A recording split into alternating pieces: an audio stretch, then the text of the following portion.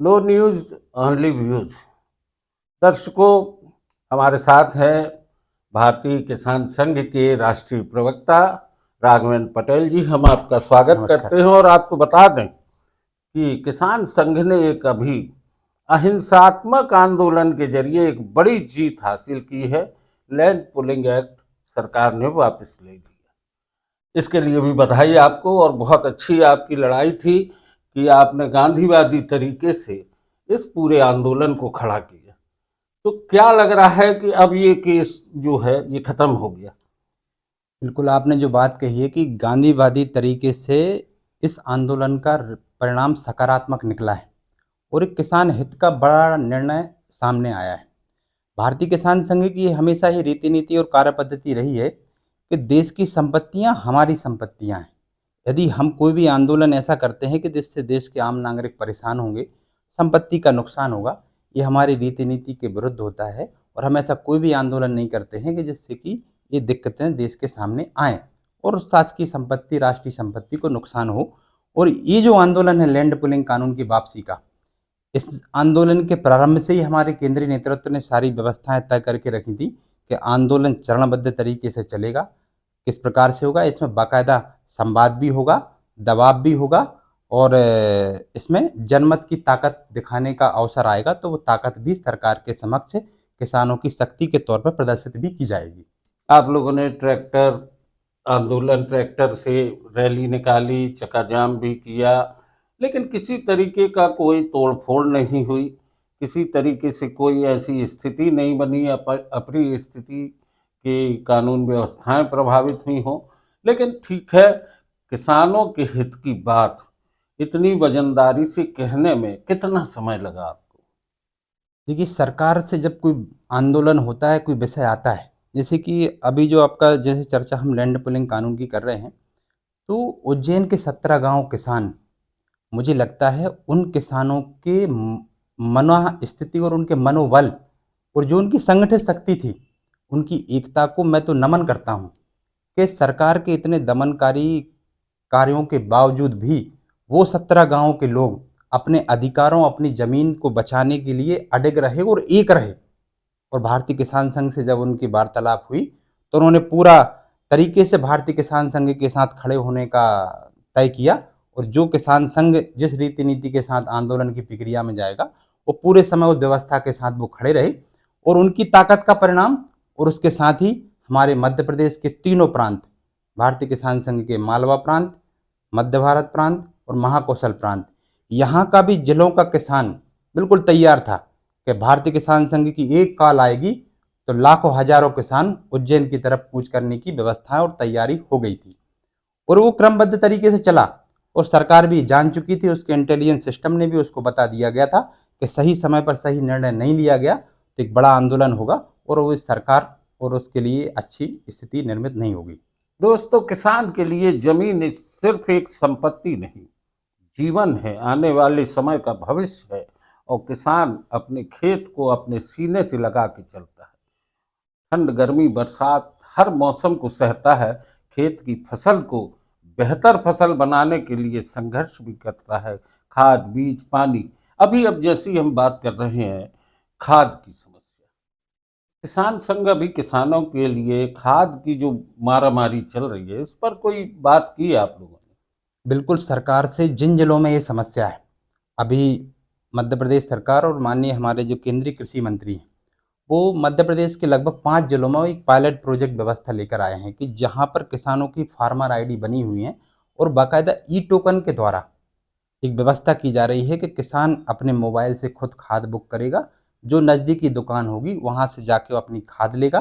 और उसमें निर्धारित है कि भाई यदि गेहूं की फसल डाली है तो उसको मान लीजिए कि 20 किलो पहले सिंचाई के समय उसको प्रति एकड़ में डालना है, तो 20 किलो खाद उसको उसके हिसाब से जो रकबा है उसका फार्मर आईडी में जितना खसरे में दर्ज है कि जितनी ज़मीन है उसके हिसाब से उसको फसल के अकॉर्डिंग उसको खाद मिलेगी और समय पर मिलेगी।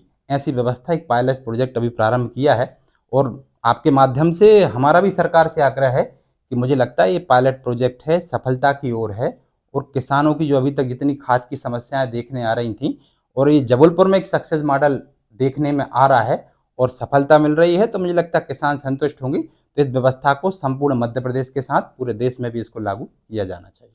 कई मुद्दे अलग से होते हैं, जैसे बिजली की समस्या। अभी सिंचाई का समय है, किसान को समय पे बिजली नहीं मिलेगी, उच्च गुणवत्ता वाली बिजली ना मिले, मान लो 3 जी, फेज चाहिए है उसको, खेत पे पानी देना है, सुबह 5 बजे, 4 बजे, 10 बजे, ये जो सुबह का टाइम है उसमें वो ठंड में खड़े होके पानी डालता है, और वहाँ भी बिजली ना मिले तो बड़ी परेशानी होती बिल्कुल आपने बिल्कुल सही बात कही है, क्योंकि भारतीय किसान संघ का नारा है, बिजली पानी पूरा दो, पैसा हमसे पूरा लो।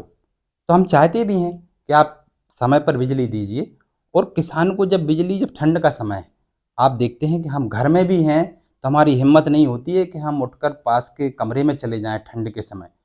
तो जब आप किसान को देख रहे हैं कि वो खेत में जब शिफ्ट बदलता है तो वो गीला हो जाता है। तो इन स्थितियों को, ये मानवीयता के विषय हैं, और मुझे लगता है सरकार को किसानों के साथ मानवीयता और संवेदनशीलता का परिचय देते हुए उसको दिन के समय में बिजली दे, और पूरे वोल्टेज के साथ दे। अब देखते हैं कि किसान टकटकी लगाए बैठा हुआ है कि 4 घंटे अभी आ रही है, वो 4 घंटे कब आ रही है पता नहीं, वो दिन 12 घंटे 18 घंटे वो खेत में ही बैठा हुआ है। है। इसके बाद भी एक समस्या होती है, जो रूरल एरिया है, ग्रामीण फीडर जी, ट्रांसफार्मर खराब है, किसान जग रहा है लेकिन ट्रांसफार्मर में खराबी के कारण उसको उस समय पे बिजली नहीं मिली। बिल्कुल, मेंटेनेंस की समस्या तो एक बहुत बड़ी समस्या है कृषि क्षेत्र के लिए, क्योंकि आप देख रहे हैं जो लाइनें खेतों में बिछाई गई हैं, वो खंभे झुके हुए हैं, और जो तार खींचे गए हैं, वो समय सीमा अपनी पूर्ण कर चुके हैं। मुझे लगता है सरकारों को विशेष ध्यान देने की आवश्यकता है, और सरकार को भी उससे नुकसान है। वो लाइन लॉस हो रहा है, उनकी क्षमता तार की खत्म हो चुकी है, वो गर्मी के समय झुक जाते हैं, फसलों में आग लग जाती है, जनहानि होती है, ये देखने को मिल रहा है। और आज तक सरकारों से बार-बार किसान संघ ने भी मांग की है और अन्य संगठनों भी मांग की है कि भाई जो 50 साल जिनकी लाइनें खिंचे हो गए हैं, समय हो गए हैं, तो कम से कम वो तार तो बदल दिए जाएँ। तो सरकार का भी फायदा है और किसान को भी गुणवत्ता युक्त बिजली मिलेगी। अच्छा, अब राघवन भाई एक मुद्दा और है। अभी पिछली समर्थन मूल्य की बात आई थी, अभी तक किसानों के पास पैसा नहीं पहुंचा है। इन मुद्दों में भी क्या लगता है कि सरकार किसान को समय पे ना तो समर्थन मूल्य दे रही है, ना पर्याप्त बिजली दे रही है, तो क्या संघर्ष ही एक रास्ता बचेगा? देखिए, आज जो परिस्थितियाँ देखने मिल रही हैं, मुझे लगता है सरकार के जो नीति निर्धारक हैं और जो नीतियाँ बना के जो सिस्टम को एग्ज़ीक्यूट करने वाला जो तंत्र है, कहीं न कहीं ये इसके इनको जिसको हम कहेंगे दोषारोपण इन पर किया जा रहा है, और है भी। क्योंकि आपसे जो सिस्टम बनाया जा रहा है, आपकी ज़िम्मेदारी है कि वो चीज़ें वहाँ पर होनी चाहिए। जैसे कि बात आपने एमएसपी की है, कि जब आप देखते हैं कि मिनिमम सपोर्ट प्राइस घोषित किया जाता है किसी भी फसल का, तो सरकारें बड़ी वाहवाही लूटती हैं। और आपने इसी समय देखा है कि मक्का जिसका समर्थन मूल्य ₹2400 प्रति क्विंटल था, आज किसान का ₹1200 प्रति क्विंटल बिका है, और मारा-मारा फिर रहा है, कोई खरीदार नहीं है। लेकिन किसान ने तो उपज पैदा कर ली, अब वो कहाँ जाएगा? अगर उसके वाजिब मूल्य उसको नहीं मिलेगा।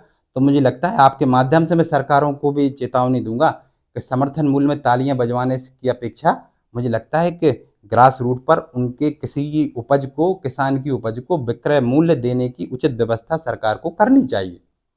दोस्तों, ये बहुत बड़ी बात है कि सरकार जो घोषणाएं करती है और तालियां बजवा के श्रेय ले लेती है, जमीनी हकीकत उसके जो नुमाइंदे हैं, जिनको इन योजनाओं को किसानों तक पहुंचाना है या आम जनता तक, वे कहीं ना कहीं सरकार के बीच में एक ऐसा काम करते हैं कि सरकार की योजनाओं पर सवाल खड़े करवा देते हैं। दोस्तों, नो न्यूज़ ऑनली व्यूज़ पर आज की चर्चा यहीं तक। राघवन भाई, एक बार फिर आपको बहुत बहुत बधाई, नमस्कार, आप धन्यवाद। लोगों के किसान संघ की जीत के लिए। और बस एक मुद्दा कि किसानों के हित का हर मुद्दा अगर आप लोग पूरी ईमानदारी से लड़ेंगे तो किसान, इस देश की जो रीढ़ है, भारत किसानों का देश है, तब हम गर्व से कह पाएंगे कि हमारे देश का किसान खुशहाल है। जय जवान, जय जय किसान। किसान।